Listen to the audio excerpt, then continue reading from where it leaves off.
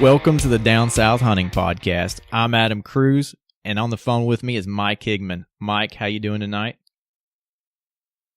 Man, I'm doing good. I'm excited. We're doing another podcast. It feels like it's been a little while since we've done one of these, so I'm excited to get this thing going. I am too. Tonight we're going to get Michael Paugh from MGC Hunt Club on the line, and we're going to discuss deer leases, how to maximize your chances for getting a yes from a farmer, for whether that's permission or just getting a lease itself. So we got some really good content coming up.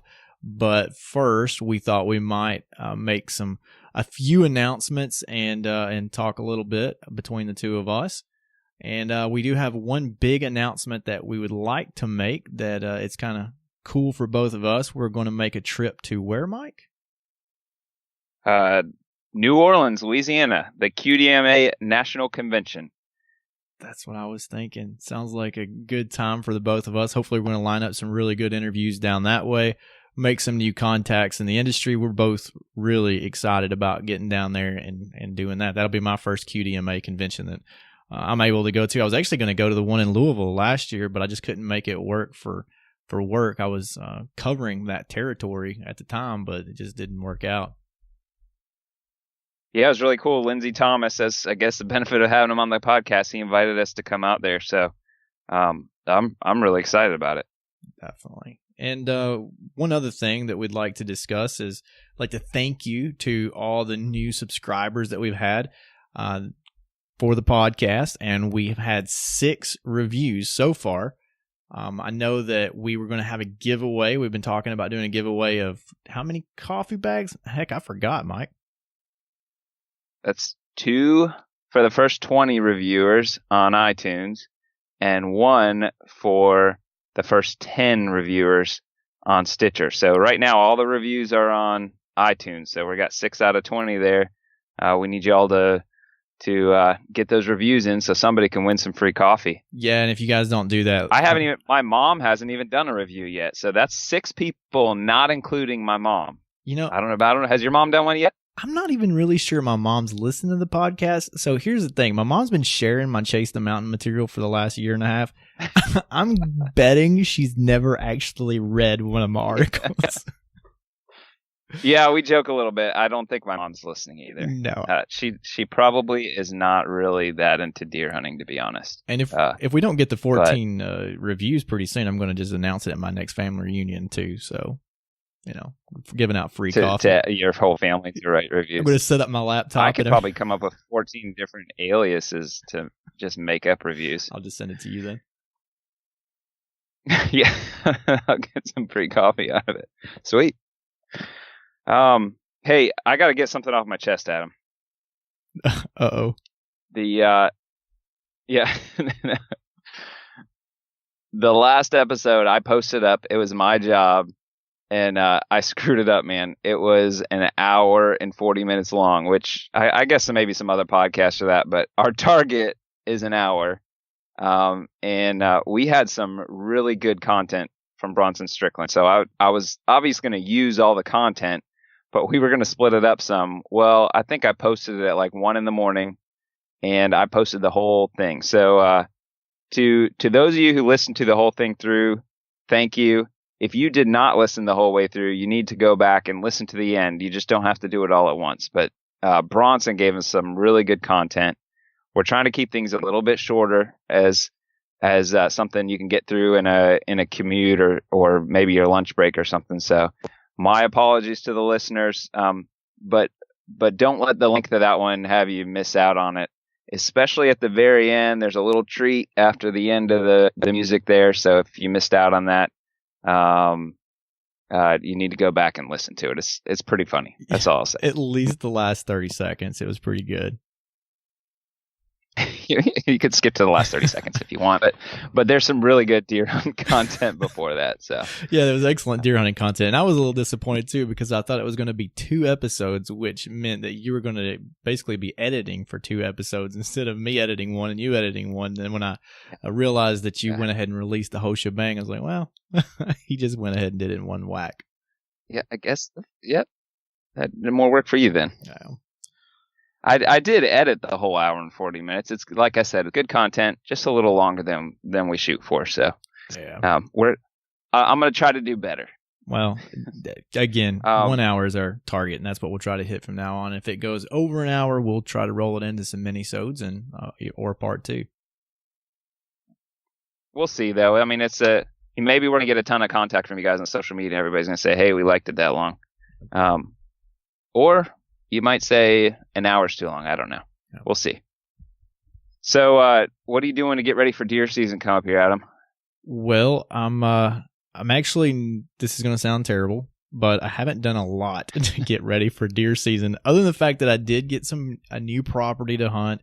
I've been doing some aerial scouting, but I'm just focused on elk hunting at this point. And I've took a couple of trips out west for work, and while I was out there, of course, I had to find my way into some different gear shops, and I've been shopping around for some new boots and thinking about a new pack, which I've decided to put off for another year or two, just because I've got so much other hunting, different things I'm buying and different gear and these trips I'm going on. So I'm going to hold off on a pack, but I did pull the trigger on some new boots. Got some crispy boots, and if I tried to pronounce it, I'm going to mess it up. It's Valdres, something along those lines. Anyways, it's their lightweight hikers. I actually bought them about a half size smaller than the normal size that I wear, because they have a wide toe box and I have a kind of more of a narrow foot. And I think that's actually going to be a mistake. So I'm already looking at probably putting those online to sell them and up to the right size. So my mistake. So if listeners don't know, I was going to tell you need to be getting deals on hunting gear deals, but to be honest, there's some stuff that, it's good to be at the store for. I don't list deals on like bows, because somebody needs to shoot a bow. Somebody's going to have to set it up for you. I think if you're going Western hunting, boots are one of those too. And probably, to be honest, if you've never tried one on before, probably your pack. I mean, those are boots and pack are what I always hear about. Yep. So, as much as I want everybody to use the website and help everybody out, it's more important to me that everybody has a good experience hunting. So, those are probably some things that you might probably want to buy in person, and maybe you're going to pay a little extra for them. But it'd be worth it if it works out for you.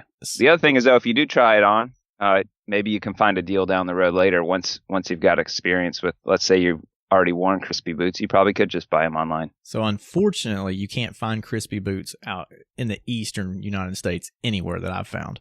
And you can't find any of these hunting packs. So you actually do have to kind of buy it blind unless you're fortunate enough to travel out west. So that's what I was doing. I was actually out in Denver, and I just Googled up, the crispy dealers, and I hit up the No Limits Archery over there in Denver, and that's where a lot of times the Gritty Bowman guys are actually where they go, and I think they just I did a podcast over there the other day. Anyways, and then I was in Boise the week before that, so I went over and visited Steve Speck at XL Mountain Gear and tried on one of their packs, and those are phenomenal.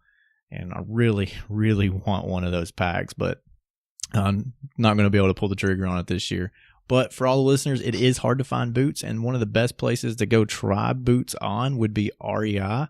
And I wouldn't recommend buying them from REI. I would actually watch Mike's website and buy them off Amazon, because my favorite pair of Western boots are the Salomon 4D GTXs, and you can pick those up on Amazon for about $160 when they go on deal. When they're on a sale. However, at REI, they're about $250. So, watch Mike's website. You know why you can't buy crispy boots on the East Coast? It's because you don't need to use $400 boots for whitetail hunting. Don't tell my wife that. Yeah. That is true. But if you're going to be counting on walking, 20 plus miles a day in the mountains, it makes sense you spend a little more on your footwear than, trudging through the marsh or, whatever we do here. Definitely. So, all right. Well, let's. Where are you elk hunting this year, man? Oh, Southern Colorado. Going. I'm not going to give you my GPS coordinates, but I will say it's in the San Juan Mountains, southwestern Colorado. It's a place that I've been a couple of times, and I'm actually going with my uncle, who has went, I'm not really sure how many trips he's been on and how many elk he's killed, but he's been very successful bringing back elk I'm not going to say he kills one every time he goes, but he's killed a bunch, and he's called a bunch in for other guys, and he knows that area. So I'm extremely excited to be able to hunt with him a few times before he decides to retire on the elk hunting scene and get a little experience, maybe a little mentorship under my belt before I have to go back at it again alone. So I'm really, really excited about that trip coming up. If I were going out to be elk hunting this year, I would probably be a little more focused on that than deer prep too. But I'm not.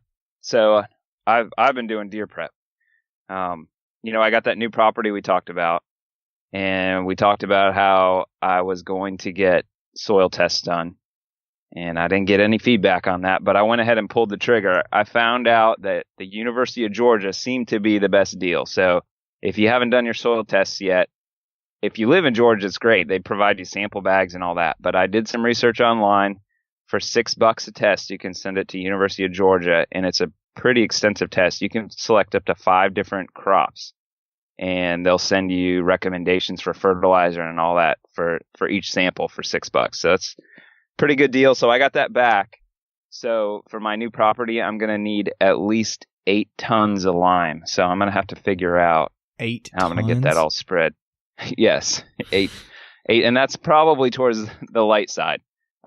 But I've been talking to the local co-op, which if you're getting into food plots, find out who your local co-op is, because a lot of times they have equipment you can borrow or rent. And of course, you can get seed and fertilizer and lime and all that kind of stuff at a local co-op, a lot less than you can buy the bagged stuff. So I've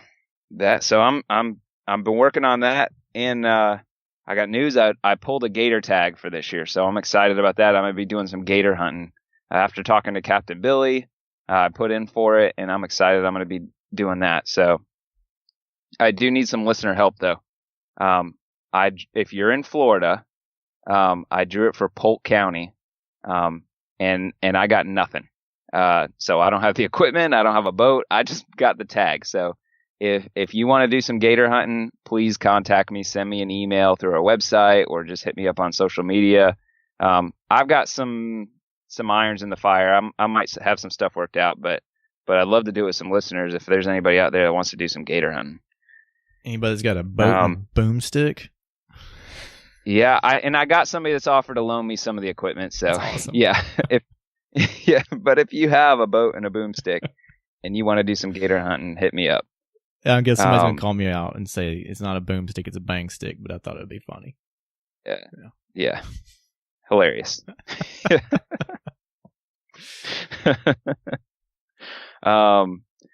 So that's and this weekend I'm going to be going to my dad's place. Going to be hopefully working on putting together a box blind up there that me and my kids can hunt out of. So, man, I'm getting excited for season.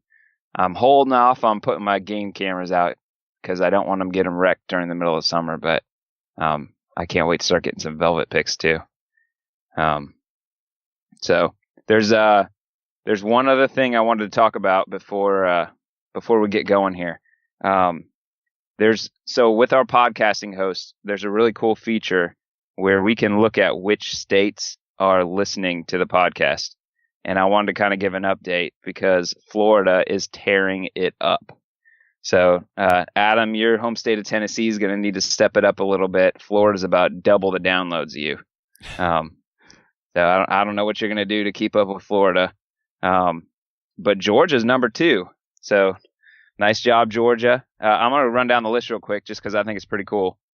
We got Florida, Georgia, Tennessee, Alabama, Texas, Mississippi, Illinois. Yeah, I said Illinois. I don't know who's downloaded in Illinois, but Illinois is ahead of North Carolina and Louisiana. So props to Illinois. I was born in Wisconsin. I should have some kind of Illinois phrase to talk about. I don't know. Say hi, and I don't know. You sound like you're from Illinois, so it's good. Yeah, that's yeah. But get this, we have more downloads from New South Wales, Australia, than we do South Carolina. So, but a little heads up, our next guest does quite a bit of hunting in South Carolina, so maybe we'll get the word out to those guys.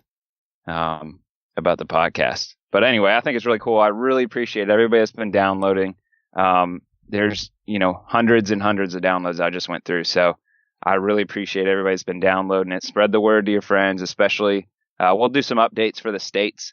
So maybe if you're one of those states that's lower on the list, we can get you guys to climb up there. And to our Australian listeners, good day and crikey. Okay, I've got nothing for that, but yeah. All right, we're going to be really pushing our hour limit, so let's get Michael on the phone. I'm extremely excited to talk to him, so we got some good questions lined up. All right, man, sounds good. Hey, Michael, how you doing? I'm doing pretty good. How are you guys? Doing well. Damn great. We got Michael Paugh, the owner and founder of MGC Hunt Club, on the line today. We also have, of course, Adam Cruz and Mike Higman. Mike is doing his first remote podcast, so he's joining the world that I usually live in of spotty internet connection. So we're looking forward to getting this podcast underway, and just looking forward to talking to Michael about some things in regards to leasing. Michael, this is really the time of year where a lot of hunters were looking for new places to hunt. I know people are knocking on doors right now. They're getting on the internet and they're asking, who has leasing options available. And I've been kind of following you over the about last year. I saw you posting on Facebook about MGC Hunt Club, and you got me really interested because you had so many leases that kept popping up. Unfortunately, I kind of live in a different part of the state than you do, but I thought you would be a very interesting guest to get on the horn here and talk about how hunters might be able to approach finding leases, finding new places to hunt. And with all of that, if you could just introduce yourself to the guests, maybe tell a little bit about MGC Hunt Club, and we'll kind of tackle some of these topics. All right. Well, MGC Hunt Club started about 3 years ago. I actually done it on my own for a while before it became MGC. And I had several farms up in the Henry County area, and we lost a couple of them due to sale. So me and one of my good buddies that helped me all the time formed MGC and branched out and started looking for other properties. So that's what's led us to where we're at today.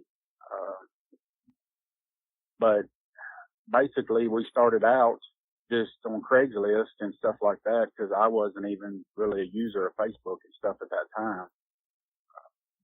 So Craigslist was the best option to go to. And once we found, something, of course, we go look at it and scout it. And then if we got that farm in that area, if we got that farm, then come hunting season, we would look around, and if we didn't see no vehicles sitting on neighboring farms or no gunshots, then we would start branching out, talking to locals on other properties to lease, possibilities. And that's what's got us where we're at today. We just kept branching out and making good friends and connections, and moved to, I think we're in 8 different counties now in Northwest Tennessee, and starting up into Kentucky. So that's basically how we started. Nice. Now, did you start with the intention to sublease, or was it mainly just to find leases for yourself and your hunting partner, and then subleasing just kind of came secondary to that? Well, it started out just us finding farms, and then I have multiple friends from other states that always enjoyed coming down here hunting with me and getting in on leases and stuff like that. And so we just took that and run with it. Because they had friends that wanted to come and this, that, and the other. So we turned it into the club, as you say, and then started adding members to farms. Nice. Now, and it kind of went to the, then it kind of branched off to the sublease part just a little bit. But, we look at it as members on farms, whether it be your own farm, and we put people, like-minded people on there together. I mean, somebody might be from Mississippi and somebody might be from, West Virginia. but they're like-minded and they want to they have the same goals. So we place them together on a certain piece of property, and then, they get along and everybody's happy and has a good hunting season. Very nice. Do you do any outfitting as well, or where you're actually setting these leases up, or is it basically you get the lease and sublease it out, and it's up to the members to handle it how they want? We have different options. We have the options where the members does their own thing. They run their minerals, they run their cameras, however they put their stands up, however they want to do it. Then we have the option of people that live, 4 hours or 5 hours, I've got people that drive 13 hours to come hunt with us, that is actually members. And they just can't come and scout and keep minerals going and cameras going and check cameras and stuff like that. So for the additional fee of course, gas and us supplying everything, then we have that option for them. They just pay a little more and then they show up to hunt. When they show up, we'll show them where the stands are at and give them a map and show them around the farm the day before they get here, and they hunt, and whatever they kill, they send me a picture of, and they send me a text and say, well, I had a great time. I'll see you next year. And last year we bumped up, and years ago I guided duck hunting and fishing and on Reelfoot Lake, and I've guided catfishing on Cumberland River and stuff like that. And I kind of got out of it for a while. And then my partner, Greg Adams, which is co-owner of MGC, we talked about it. And when last year we started promoting guiding again. So we set aside several thousand acres for strictly just doing guide hunts, mostly weekend hunts. And then we'll let the farm set for, 3 or 4 days and then take somebody else back in there. How many acres total do you guys have control of? Right now it's between 5,700 and 6,000 acres. Okay. But how many hunters do you have? How many members? Probably around 45, something like that. That's not too many. We usually set it up to where it's 50 to 75 acres per member. Or if the farm is laid out, every farm is laid out different, where you might only be able to hunt one corner of it and the rest of it's sitting there. So a 100-acre farm might need 3 people on it to cover the farm, because of the layout. So, but it's generally 50 to 75 acres per member, sometimes a little more. It just depends on the layout of the farm. We don't like to overcrowd the farms. We like to keep the least amount of people on them as possible. So the pressure's off with the deer and everybody can, have a successful hunt. Sounds like a lot of these guys might be kind of 1 or 2 weekends a year anyway, where they're not coming up every week. Basically, there's probably only 3 to 5 out of all of them that hunt more than 10 days a year. Mostly it's 3 to 5 days a year per member, because they're from out of state or, they'll just wait. Even locals will just wait and hunt a rut, which is kind of, when we're looking for farms, we look for the rut activity part of that farm. We try to pick every lease we have. We try to pick it based on the rut activity. We don't have a lot of bow hunters. Our guide farms, we done a few bow hunts last year, but we cut that plumb out this year. All of our better farms that we control, we do not bow hunt on. We leave them alone until the rut. That's the neat thing about living in Tennessee too. We usually don't receive a lot of pressure that I've ran into, especially on, neighboring private properties with other bow hunters. You're kind of out there by yourself. If you've got a place, over some ag fields or something like that, it's just a perfect time to kill a deer. And a lot of others are waiting for that perfect opportunity during the rut. And we have a long rifle season here in Tennessee, which is a good thing in some ways, especially if you're an opportunity hunter. Yes. And something good about that, we go from the Kentucky line all the way to the Mississippi line. Oh, wow. So, and we actually done that for a reason due to the rut activity.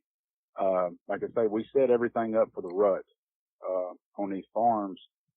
So we can start at North Henry County, the middle of the first week of muzzleloader or something like that, you'll start getting a little action going on. Well, you hunt there for a week, then you move down to, say, Henderson County, Decatur County, and then the red activity's picking up there the second week of muzzleloader, and then about the first week of rifle season, you'll start down in Hardeman County, McNairy County. We start noticing, the heavier red activity down there. And then that'll slow down, say the 10th of December.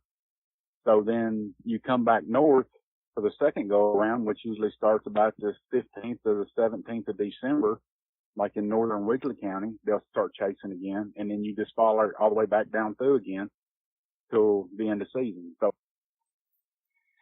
as far as you're setting up a lot of tree stands for, other hunters that are only hunting 3 or 4 times a year, that probably means they're not doing a lot of scouting.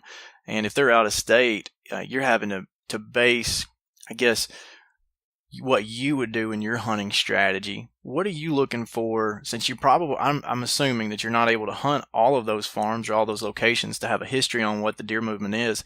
How do you kind of base your strategy in your area of Tennessee? Are you looking for funnels? Are you putting up tree stands over food plots? What's your number one method of going and find a place to try to make your hunters successful when they come in? We usually try to find a lot of funnel situations. Food plots they're a great tool to use. Do I like hunting over a food plot myself? No, I don't. I never have. I've always been a woods hunter. I love hunting swamps, stuff like that, So anything that I do, and my partner Greg Adams, he's kind of the same way. He would rather be hunting swamps and ridges and bottoms and stuff. So when we go into a farm and start scouting, the first thing, it just works out like that. I think every farm we got's got a creek bottom in it. We used to laugh about that we wouldn't get a farm if it didn't have a creek bottom. So that's the first place we go to on a new farm is we go to the creek bottoms. We walk them and we look at the ridges coming into them, and the hollows coming into the creek bottoms. And then we try to find the central location, either whether it be the entrance to the farm or something like that where the creek comes into the farm. That's usually a transition point. From just what I've noticed, the neighboring piece of property might be laid out one way with a big flat creek bottom, and then it's coming into ridges on our farm. So that is a place we always key in on is the entrance of coming off of another farm and a creek bottom on our farm. That is always have a tree stand in one of those setups. And then we'll walk through the creek bottom to the farm, all the way through the farm, and then key in on where several ridges come in or a couple hollows kind of Y in together coming into that creek bottom and start looking for sign right there. Me personally, I key in on stuff like that. Greg likes stuff like that too, but he broadens out a little bit and he'll start looking at the ridges coming in and try to find maybe something on a ridge, to catch them before they get to the creek bottoms. So me and him both kind of think alike on the woods hunting part of it, and neither key in on food plot sides. We look at that as food, let them kind of come in and get their bellies full and be happy, and we'll hunt around it. I think you kind of started to touch on it there, but you've mentioned a couple times when you're scouting a new farm. Can you give us an idea of what you look for when you're looking at a new lease, as far as maybe just from the outset before you even step foot on the property, what you're looking for? And then once you get in and start scouting, what are some signs that you might be interested in leasing a piece?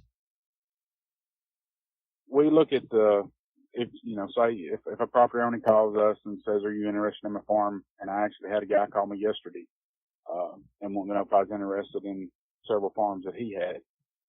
But I'll ask the landowner's name, of course, and then I go and start pulling up maps and aerial views. And we use Land Glide app, and then also Tennessee Property Viewer. That's always been a good one to go to, to see the overall aerial views. And before we go, we've got the maps. We've looked at it. We've looked to see if there's any creek bottoms on it, the terrain that's on it and everything else.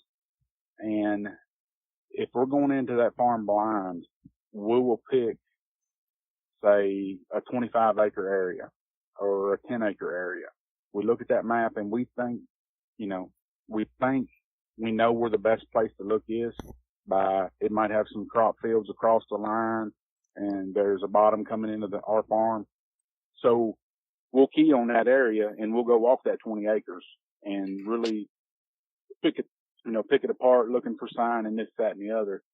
But most of our determinations on whether we're going to lease a farm is based off of a 5 or a 10 or a 15 acre part of that farm. We never really walk the whole farm before we say yes or no. But that could be a bad thing because we key in on one certain thing. And if it's not there, which is basically the rut activity, we look for something where they're going to be staging at. And if we don't see that, then we don't take the farm. Yeah, so it sounds like you don't focus so much on bedding or food as much just travel funnels for the rut. Just travel funnels for the rut. We look for that 2 to 3 week time frame during that area for the ones that's passing through.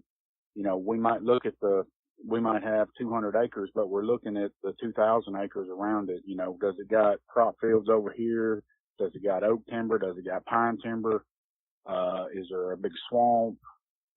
Just every little element all the way around that farm to see whether they're feeding over here, say on the east side, a quarter of a mile away, but there's, a 500 acre swamp and river bottom on the west side. So we know during that time frame, they're going to be traveling back and forth. So we look for that area for the pass through area. We don't really focus on holding deer. I mean, we do, but we don't because we look for the ones that's passing through to, so you have the best opportunity, or whoever's hunting with us has the best opportunity of them deer traveling from A to B, from food to bedding. The bigger matured bucks that's hanging out over here in the swamp just stay out of everybody's line of sight, but all the does are staying over in the neighbor's crop field a quarter of a mile away. So, we key in on that type of strategy. Are you also taking into consideration the pressure that those deer are receiving during gun season? I know, where I hunt in Tennessee, every farm receives, it seems like, more pressure than you'd like to on your neighboring farms. And sometimes that works out to your advantage. And hearing you say, the travel routes, that might be a good strategy as well for other listeners to think about. In certain areas, everybody talks about pressure on the neighboring farms. We've always been pretty lucky to be in areas where there is nobody hunting around us. Some of our better farms, which was harder to hunt because there was nobody hunting around it, and they could just walk across the line and lay down, But nice.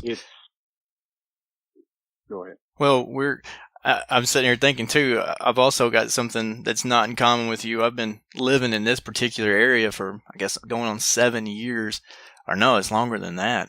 I've almost been here 12 years, and I have yet to find a deer lease in the county that I live in. And I've never had one where a lease that I was actually on for deer that I had a 2.5 hour or shorter drive.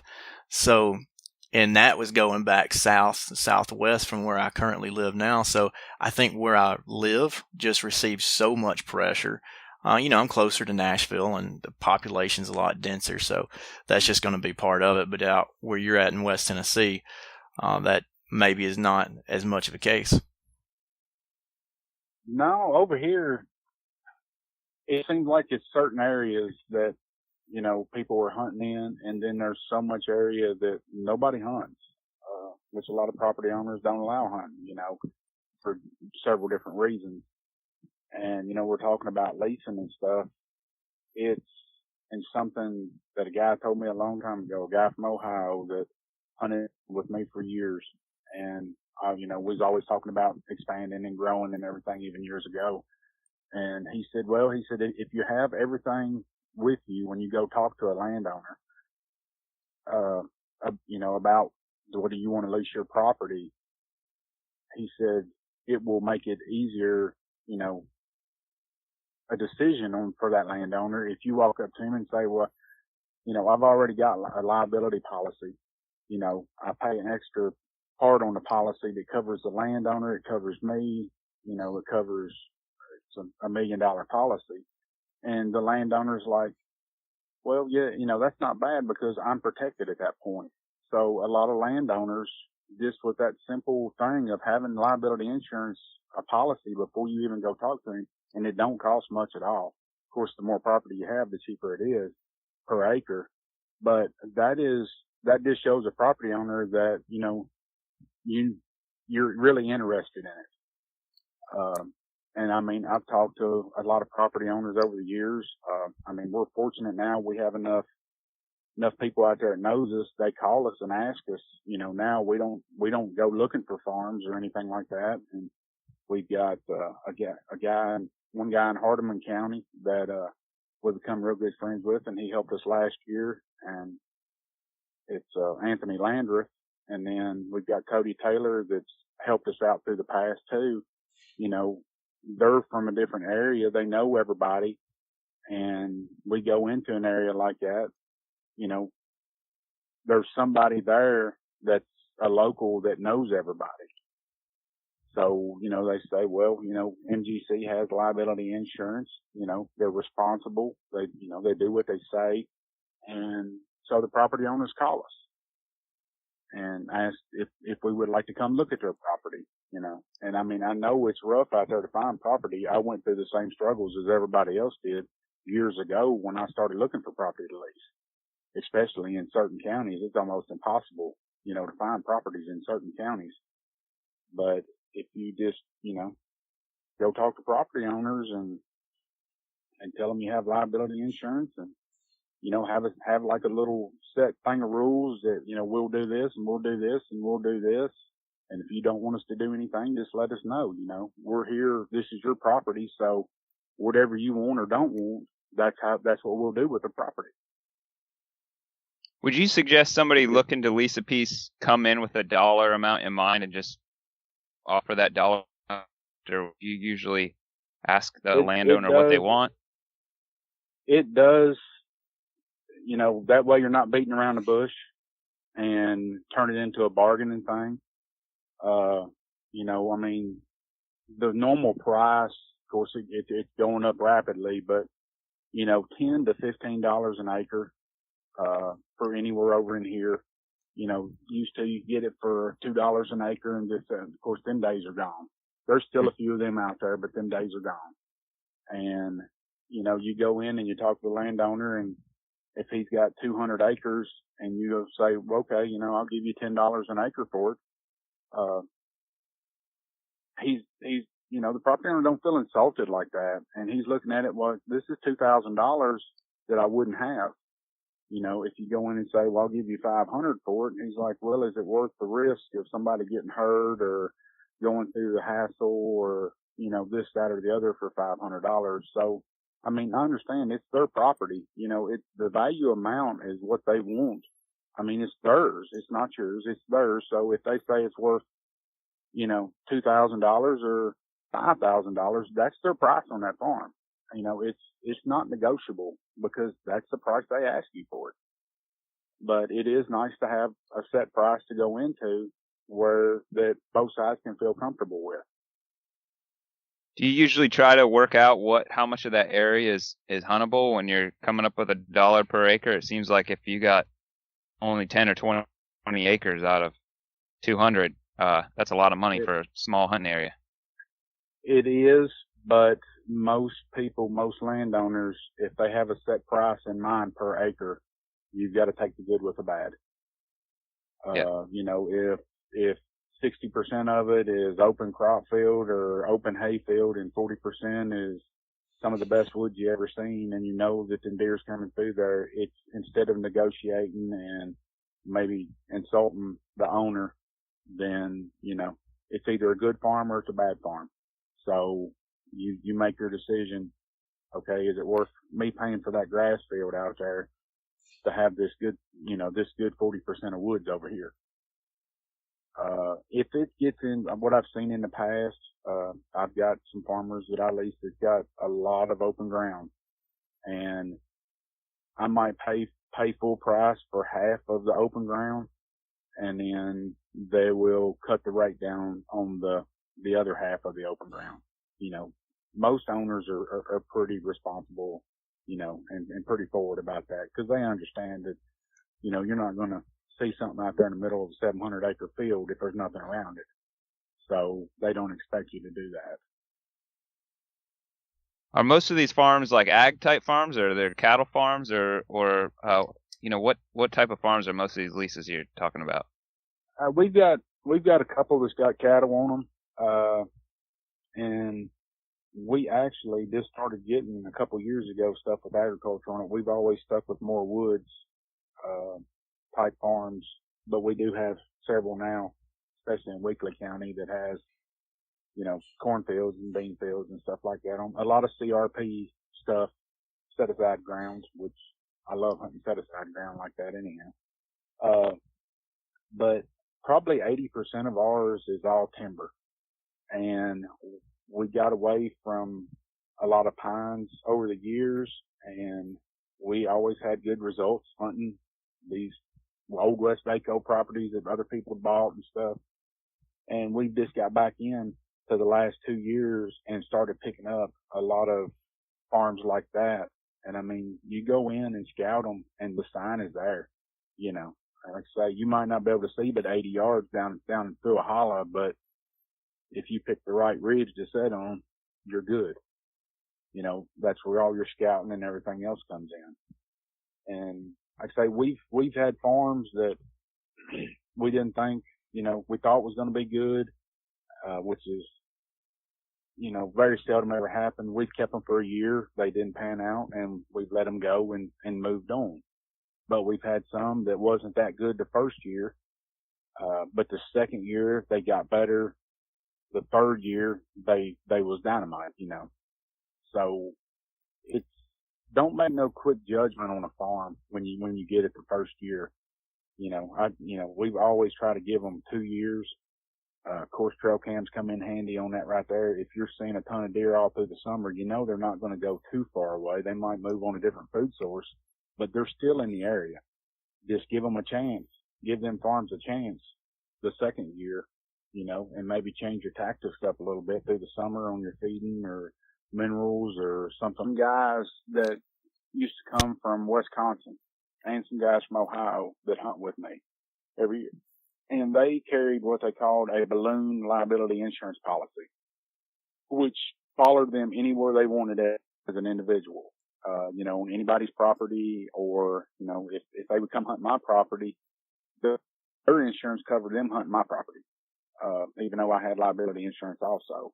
So you can take it out as an individual from all that I know, because they carried that policy. And I think you just go to your insurance company and ask them about, a balloon type liability policy like that follows you around.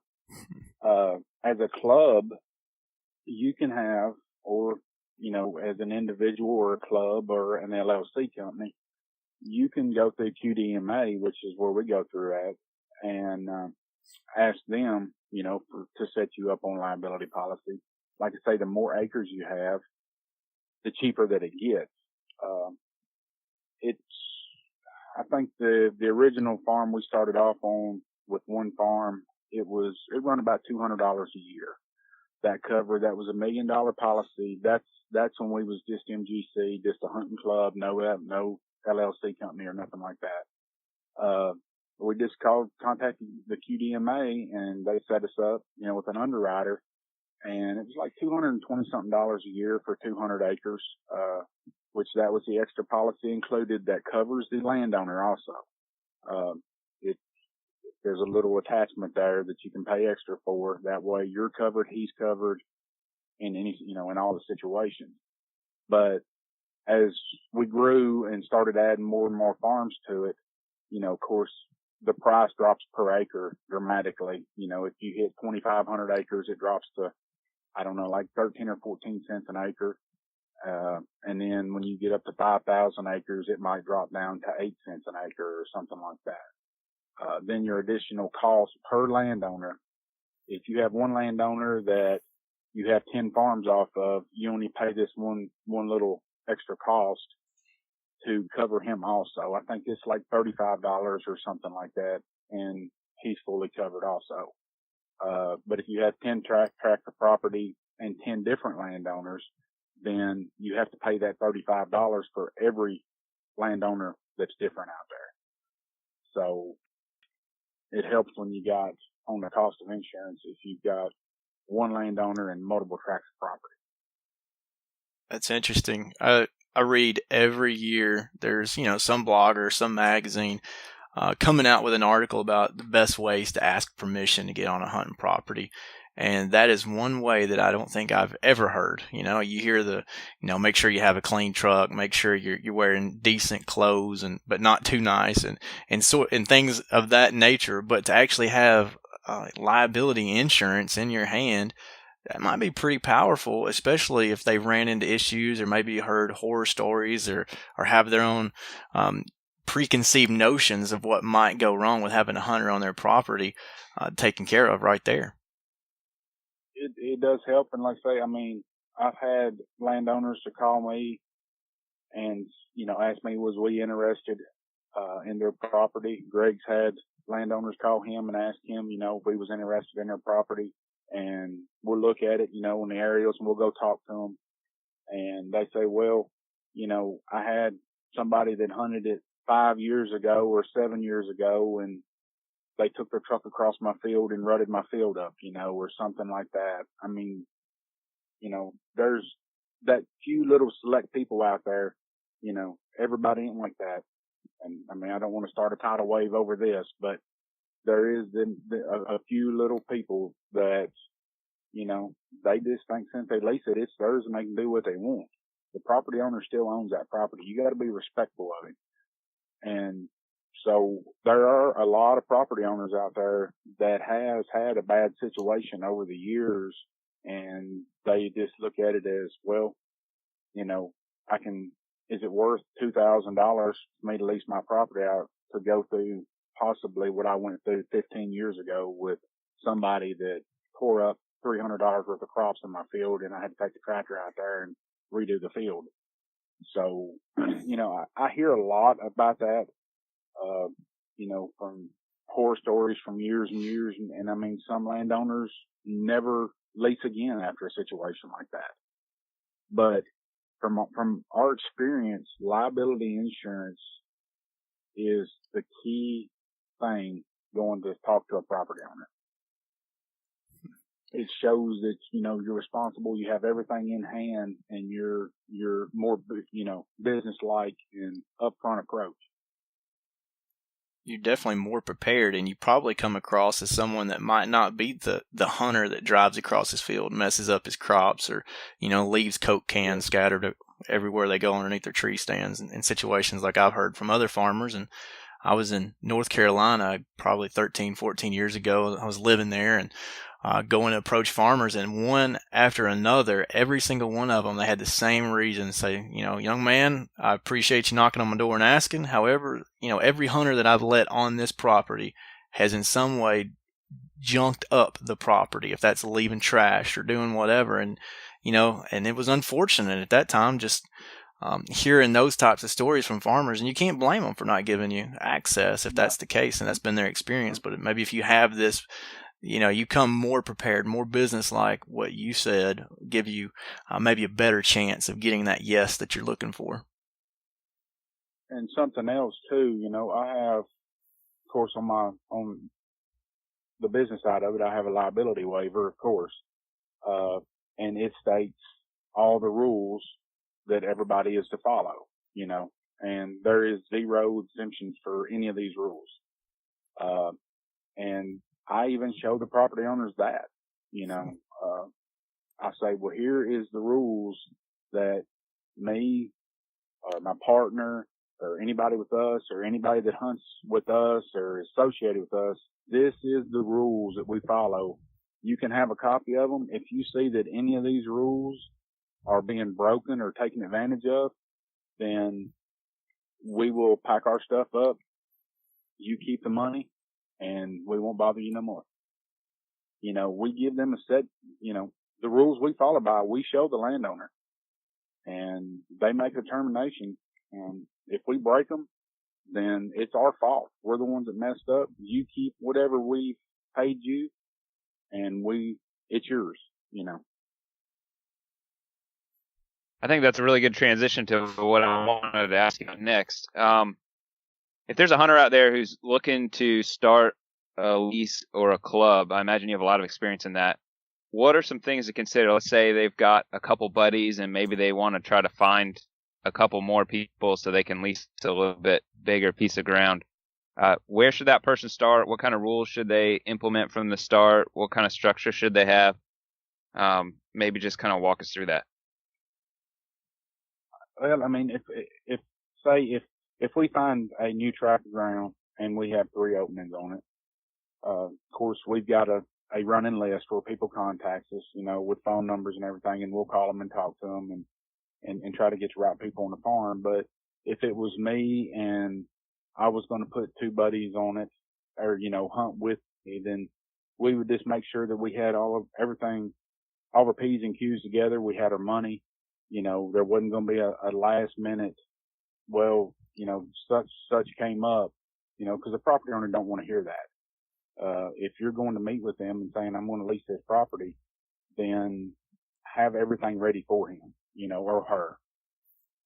So, and the rules as far as that goes, you know, a lot of clubs out there and stuff like that, they have exemptions in there for family members and this, that, or the other. And I mean, there's certain farms that we have that stuff like that goes on, but the biggest majority of it is most people, it's just not fair. We've always kept that no guest policy as one of the rules, because if there's 4 different strangers hunting on there and they become buddies and somebody brings somebody and they kill a big deer, you know, the other 3 members just lost that chance for a guest. Do you recommend, if you got multiple hunters, that they have set areas or stands set up for individuals, or just kind of go wherever you want? You use pin-in boards? They usually go wherever they want. Anybody that we have on the farm together always become good buddies. We've never had a blow up, knock on wood. Everybody is like-minded and get along, and they text each other most of the time. But if you take a 200-acre farm, of course, the terrain of that farm is going to be different, and each individual hunter usually has their own set way of hunting.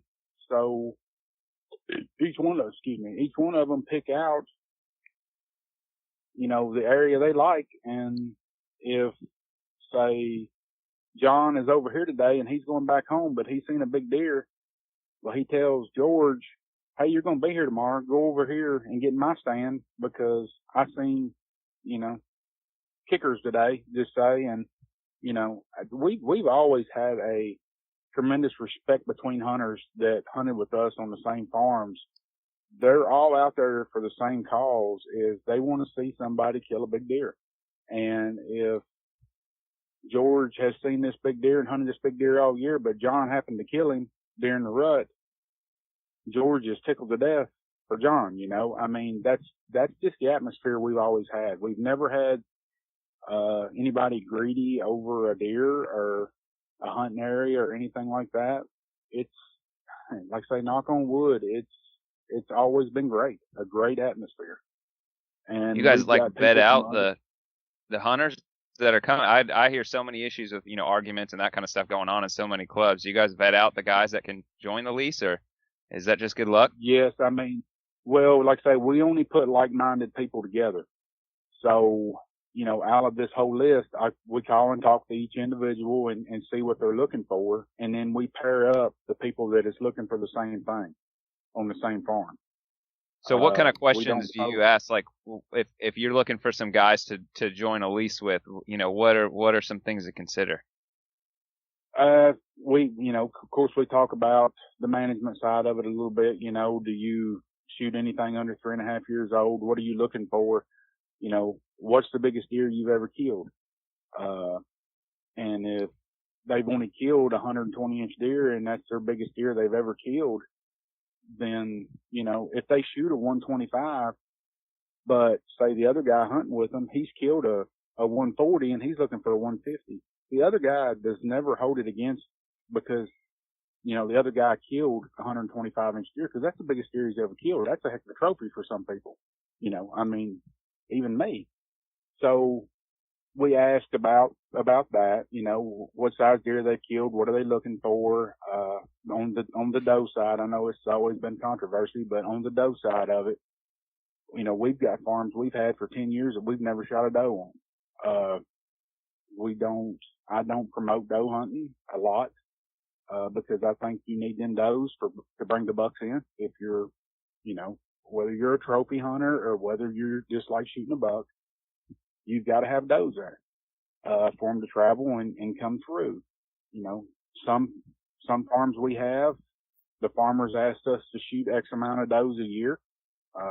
So we do that. And, a lot of people hunt with us. They live on deer meat all year. One or two would do me all year. Some people feed their family on it. I have nothing against that. And that farmer wants 10 does off of that farm. I let so-and-so say, well, you can shoot all 10 of them, throughout the year. Maybe wait till a little bit later on after the rut, but then you can shoot all you want because the farmer wanted us to do that. And a lot of it is where they live at. We don't want somebody on a farm that lives a mile down the road and other two people that's 5 hours down the road. That way it gives everybody the equal time on the farm. What's the best way somebody can get a hold of you if they're looking to lease some property this coming year? If anybody's interested in anything, which it changes daily, I might have something next week and I might not, but they can check us out on Facebook under MGC Hunt Club LLC. We also are on Instagram under MGC Hunt Club LLC. Or they could contact Greg Adams or me, Michael Paugh, through Facebook. We have our own private pages too. So, Michael, Adam, and I really appreciate you coming on. I know this is a really busy time of year for you. We really enjoyed talking to you. You too. Stay in contact. All right. Well, Adam, I think that was pretty cool. I really appreciate Michael coming on with us. I thought it was pretty interesting to hear how things are done in Tennessee and maybe some of the other areas in the South as compared to Florida, Georgia, Alabama, where it's a lot of big leases. And I think he had some really good tips as to either gaining permission or getting a lease. I think that's going to be real helpful to some guys this summer. They're going to be knocking on doors. Most definitely. Just goes to show that even though we're in the Southeast and we're, down south hunting, every state is going to be different. So I'm looking forward to talking to more guests just like that to see how other leases are operated and ran. It's a really interesting conversation. Yeah. And we definitely need to get somebody from Texas on. I got some guys I'm talking to about that. And if you have any suggestions as to who else maybe we should have on or a topic you want to hear, contact us on social media. Our Twitter is @DownSHunt. And Adam, what's the Facebook and Instagram? I'm putting you on the spot again. Down South Hunt. All right. Down South Hunt. So hit us up on social media, or our email is downsouthhunt@gmail.com, or you can contact us on the website. What else, Adam? I think that covers it all for tonight. Just make sure to subscribe, and we really appreciate the reviews.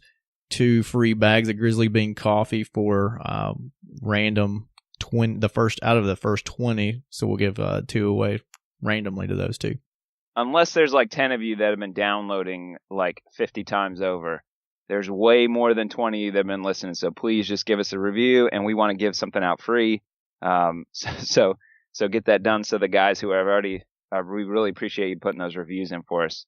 What that does is it helps us move up the podcast rankings, which will help us get more downloads, which will help us explain to our wives why we spend so much time doing this. Exactly. And I think it might be helpful for us to explain how to leave a review, because that is actually one of the reasons most podcasts do not get reviews, is because it's so hard to do it in iTunes.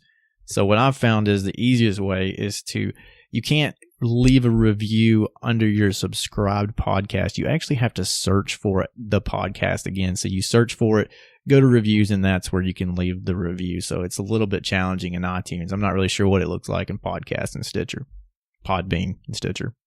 Yeah.